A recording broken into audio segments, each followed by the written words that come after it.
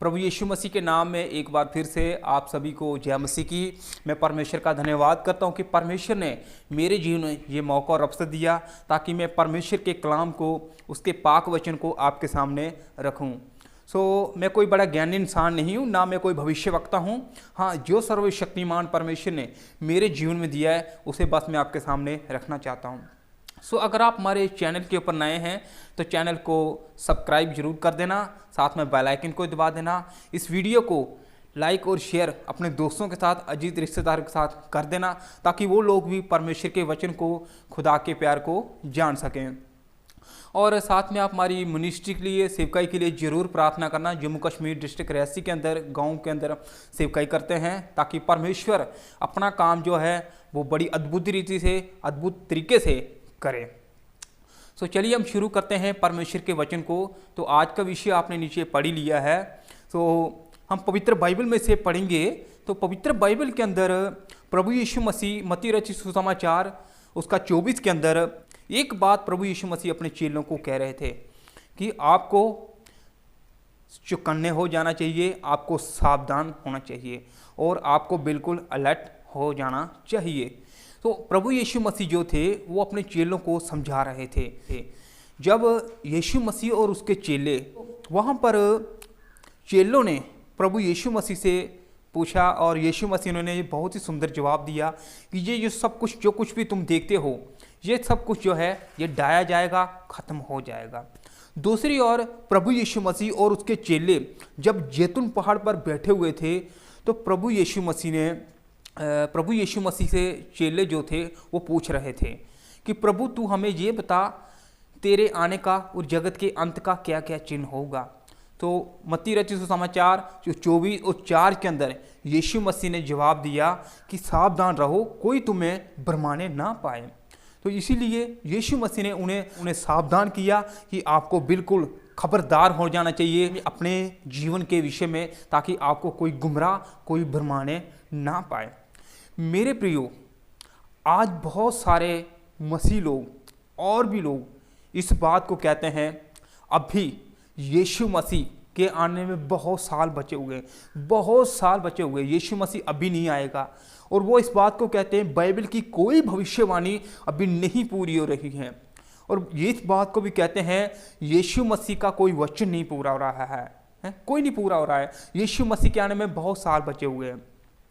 लेकिन मेरे प्रियो, मैं आपके सामने इस बात को रखना चाहता हूँ। आज 2022 है, जरा हम इस बात के ऊपर ध्यान लगाएं। आज पूरे विश्व की जनसंख्या जो है, जहाँ तक मुझे मालूम है 8-10 अरब होगी। तो आज इतना ज़्यादा खून खराबा, लड़ाई झगड़ा, मारपीट, गाली गलौज, अफरत नफरत का माहौल जो है, आतंकवाद इतना ज़्यादा बढ़ गया हुआ है। तो अगर प्रभु यीशु मसीह कभी ना आए तो आप सोच सकते हैं कि ये और कितना ज़्यादा बढ़ जाएगा। प्रभु यीशु मसीह बहुत शीघ्र इस संसार के अंदर वापस आएंगे अपने राज्य की स्थापना कर देने के लिए। और अत्याचार, अफरत नफरत का माहौल पूरी दुनिया के अंदर मचा हुआ है। जिस प्रकार से तीमुथियुस की पत्री के अंदर लिखा हुआ है, पर ये जान रख कि अंत के दिनों में बहुत ही कठिन समय आएंगे। और वो समय आज हमारे सामने चलना शुरू हो चुके हैं। हम एक अंत के दिनों के बीच में अपना जीवन व्यतीत कर रहे हैं। पाप जो है वो अपने चरम के ऊपर पहुंच चुका है। पाप पर पाप जो है वो बढ़ता चला जा रहा है। लेकिन फिर भी हम क्यों चुप हैं? हम क्यों नहीं इस बात को ध्यान दे रहे हैं? बाइबल की भविष्यवाणियां जो है वो पूरी होती चली जा रही हैं। बाइबल के अंदर हम एक वचन को और पढ़ लेते हैं। यहाँ पर मत्ती रचित सुसमाचार उसकी 6 के अंदर लिखा होगा, तुम लड़ाइयों की चर्चा सुनोगे।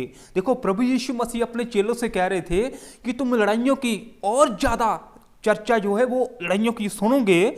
और देखो, घबरा नहीं जाना, क्योंकि इनका होना अवश्य है। प्रभु यीशु मसीह अपने चेलों से कह रहे हैं ये सब कुछ, ये लड़ाइयाँ झगड़े, आतंकवाद, खूनी युद्ध एक दूसरे के साथ छिड़ दिए जाएंगे, अफरत नफरत का माहौल मच जाएगा, ये सब कुछ होगा और इनका होना अवश्य है। लेकिन प्रभु यीशु मसीह कह रहे थे तुम घबरा मत जाना, इनका होना अवश्य है। और उसके बाद कह रहे थे परंतु उस समय अंत नहीं होगा। आज हमारी आंखों के सामने सब कुछ घटित घटित हो रहा है, ये सब घटनाएं घटित हो रही हैं। इसका संकेत, इसका चिन्ह हमें दे रही हैं। ये सब घटनाएं जो कुछ भी हो रहा है ये हमें एक संकेत दे रही हैं, एक चिन्ह, एक प्रमाण है। जो चेलों ने यीशु मसीह से पूछे थे कि तेरे आने का, जगत के अंत का क्या क्या चिन्ह होगा, तो प्रभु यीशु मसीह ने कहा कि तुम सावधान हो जाना, कोई तुम्हें गुमराह, कोई तुम्हें भ्रमाने मत पाए। तो प्रभु यीशु मसीह जो थे वो हमें आज इस वचन को, जिस प्रकार से यीशु मसीह ने इस वचन को चेलों को बताया था, वही वचन आज हमारे लिए है कि हमें अपने आत्मिक जीवन के विषय में बिल्कुल चौकन्ने, बिल्कुल सावधान हो जाना चाहिए। दूसरी ओर प्रभु यीशु मसीह कह रहे थे क्योंकि जाति पर जाति, राज्य पर राज्य चढ़ाई करेगा, जगह जगह अकाल पड़ेंगे और बूढ़े होंगे।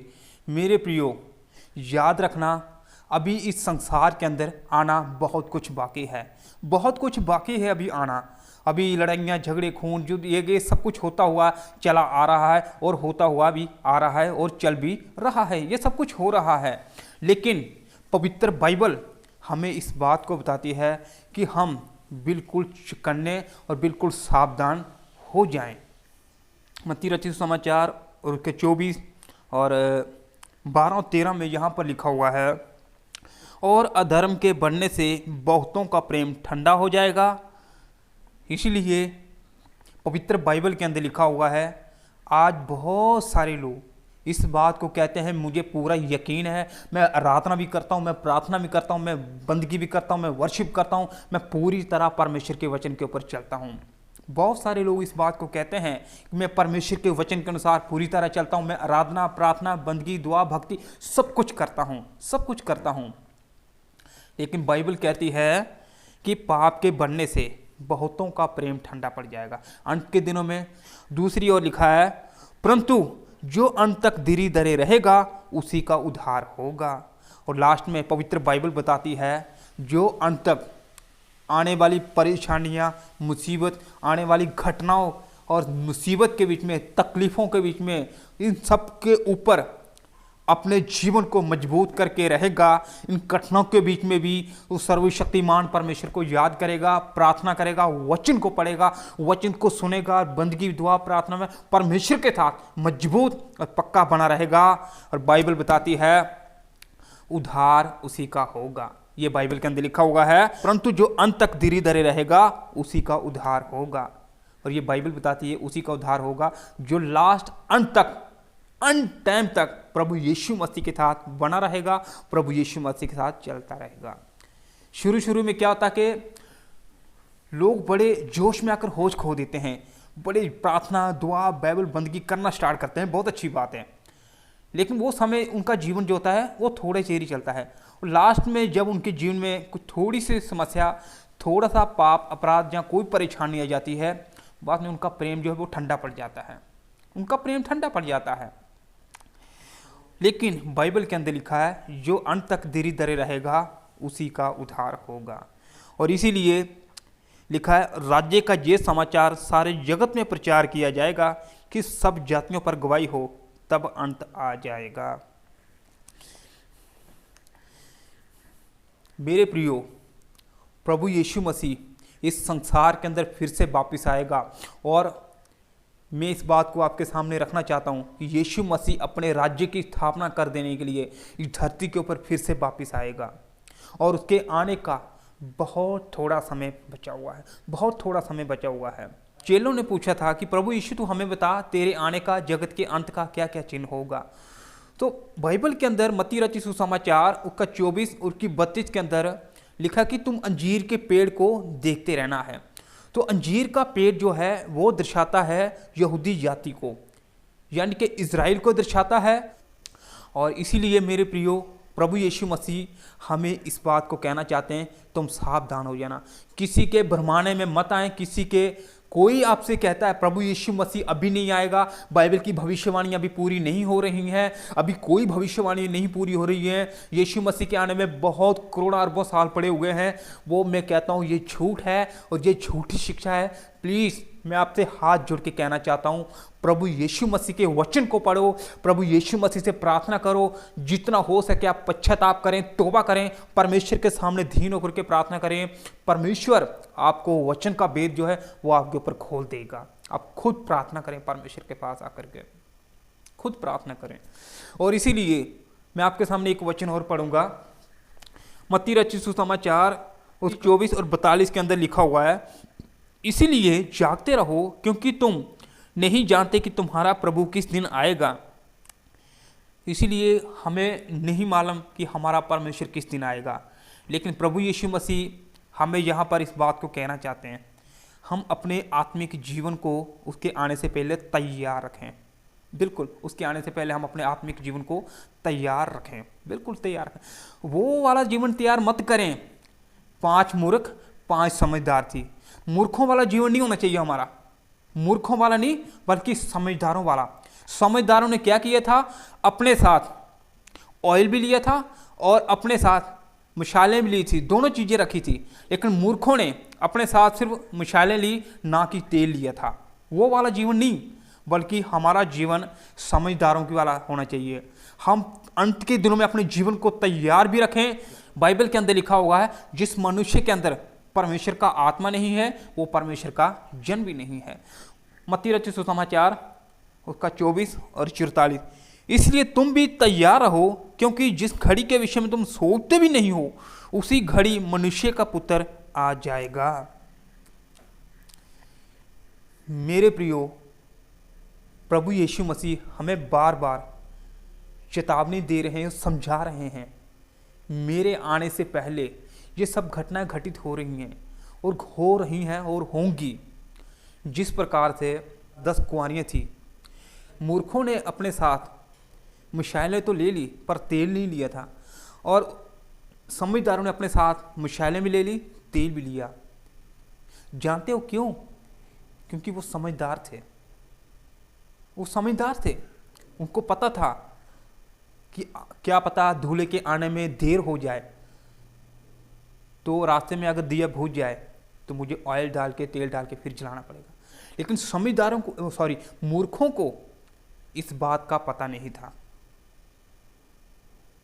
उन्होंने सोचा कोई बात नहीं, दूल्हा आ रहा है, चलो मशालें हमारी तब तक जलती रहेंगी।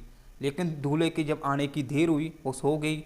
मूर्खों का जो दिवट थे, मशालें जो थी वो बुझ गई और उनके लिए तेल नहीं था जलाने के लिए। लेकिन समझदारों के पास तेल था और उन्होंने ऑयल डाला, तेल डाला, फिर जलाया और राजे के साथ वो घर के अंदर प्रवेश हो गई।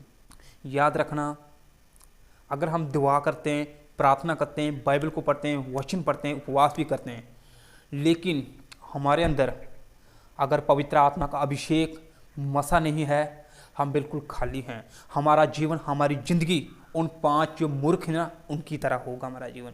लेकिन अगर हम प्रार्थना, दुआ, वचन, उपवास के साथ साथ हमारे अंदर पवित्र आत्मा का मसा और का अभिषेक है, क्यों? क्योंकि बाइबल के अंदर लिखा है, जिस मनुष्य के अंदर परमेश्वर का आत्मा नहीं है वो परमेश्वर का जन भी नहीं है। इसीलिए मैं आपसे हाथ जोड़ के कहना चाहता हूँ, आज भी, इस समय भी हमारे पास मौका है, ये अवसर है, हम परमेश्वर के पास आ जाएं, प्रभु यीशु मसीह के पास आ जाएं। ये सब कुछ गलत काम, ये गलत चीज़ें छोड़ दो। मोबाइल, इंटरनेट, ये सब चीज़ें, मैं ये नहीं कह रहा हूँ कि सोशल मीडिया गलत है, सही है, क्योंकि इसके द्वारा सुसमाचार बहुत लोगों तक पहुँचता है।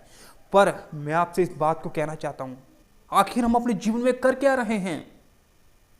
पूरा दिन सीरियल देखना, टीवी देखना, टेलीविज़न देखना, मोबाइल, इंटरनेट चलाना, पूरा दिन उसी में गुजार लेते हैं। और पॉर्न वीडियो देखना, पॉर्न फोटो देखना, ये सब कुछ गलत चीज़ें, ये सब कुछ शैतान की चालाकियां हैं जो हमें प्रभु यीशु मसीह से दूर कर रही हैं। हम क्यों नहीं समझ रहे इस बात को? आज जवान लड़कियां, जवान लड़के, चाहे छोटे चाहे बड़े हो, आपस में मन मुटाव हैं लोगों के। क्यों नहीं समझ रहे हम इस बात को? ये सब कुछ षड्यंत्र जो है वो शैतान रच रहा है। लेकिन प्लीज़ मैं आपसे हाथ जोड़ के कहना चाहता हूँ, आज भी प्रभु यीशु मसीह हमसे प्यार करते हैं, वो आज भी हमें बुला रहे हैं। और प्रभु यीशु मसीह के पास यदि आज भी हम अपने पापों से प्रायश्चित कर लें, हम तौबा कर लें, प्रभु यीशु मसीह के सामने दीन होकर के प्रार्थना करें, तो प्रभु यीशु मसीह के वचन के अंदर लिखा हुआ वे आज भी हमारे पापों को क्षमा करने के लिए विश्वास योग्य और धर्मी है। प्रभु यीशु मसीह आपको आशीष करे, बरकत दे। मिलते हैं एक और नए वीडियो में।